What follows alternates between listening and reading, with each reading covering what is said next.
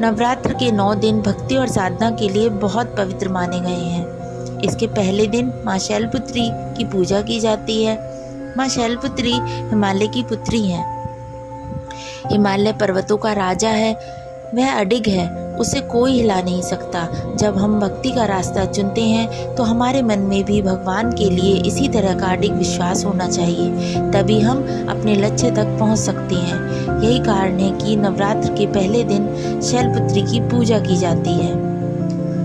माँ शैलपुत्री की कहानी जो कि इस प्रकार है। माँ शैलपुत्री सती के नाम से भी जानी जाती हैं। एक बार प्रजापति दक्ष ने यज्ञ करवाने का फैसला किया।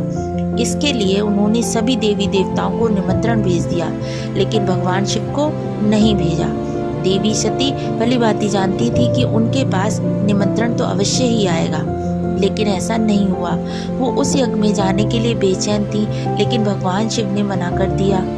उन्होंने कहा कि यज्ञ में जाने के लिए उनके पास कोई भी निमंत्रण नहीं आया है और इसीलिए वहां जाना उचित नहीं है। सती नहीं मानी और बार बार यज्ञ में जाने का आग्रह करती रही। सती के ना मानने की वजह से शिव को उनकी बात माननी पड़ी और उनको अनुमति दे दी।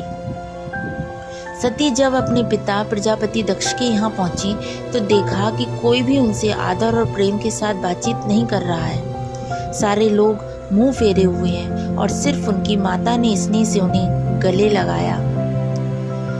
उनकी बाकी बहनें उनका उपहास उड़ा रही थीं और भगवान शिव का भी अपमान कर रही थीं। स्वयं दक्ष ने भी अपमान करने का मौका न छोड़ा। ऐसा व्यवहार देख सती बहुत दुखी हुई। अपना और अपने पति का अपमान उनसे सहन न हुआ और फिर अगले ही पल उन्होंने वो कदम उठाया जिसे देख सब हतप्रभ रह गए। सती ने उसी यज्ञ की अग्नि में खुद को सुहा कर अपने प्राण त्याग दिए। भगवान शिव को जैसे ही इसके बारे में पता चला, वो बहुत ही ज़्यादा दुखी हुए।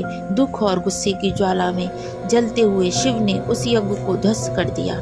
इन्हीं सती ने फिर हिमालय के यहाँ जन्म लिया और वहाँ जन्म लेने की वजह से इनका नाम शैलपुत्री पड़ा। माँ शैलपुत्री का नाम पार्वती भी है। इनका विवाह भी भगवान शिव से हुआ। माँ शैलपुत्री का वास काशी नगरी वाराणसी में माना जाता है।